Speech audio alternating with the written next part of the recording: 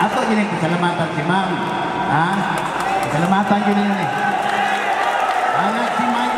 Gipulong ni City Mayor Jose E. Relampagos ang libuan ka mga pedicab drivers nga walay mga prangkisa o kolurong sa syudad sa Panabo ug iyang gibutyag ang iyang kasubo nga naglantaw sa mga drivers nga kolurong tungod sa kalisod sa panahon. Gipasabot sa maong mayor ang pagduso niya sa ordinansa nga mahatag ang sobra usa ka libo nga prangkisa nga lauman nga maapruba sa sangguniang panglungsod. Gibutyag usab sa Land Transportation Office nga wala usay mahimong dakop sa mga walay prangkisa aron mahatagan og lugway ug igong panahon ang mga tricycle drivers samtang gahulat sa maong prangkisa.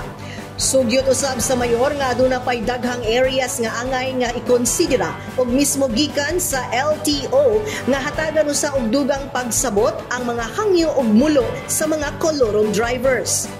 Sa kasamtangan, adunay 1,755 ka mga registered nga mga kolorong tricycle sa syudad. Base ka na sa datos sa Traffic and Management Unit.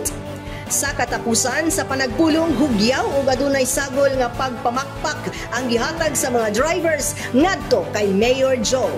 Kauban sa camera si Louie Panagsadan, kini si Dali Amag nga gikan sa City Information Office Broadcast Services alang sa Frontline News Panabo.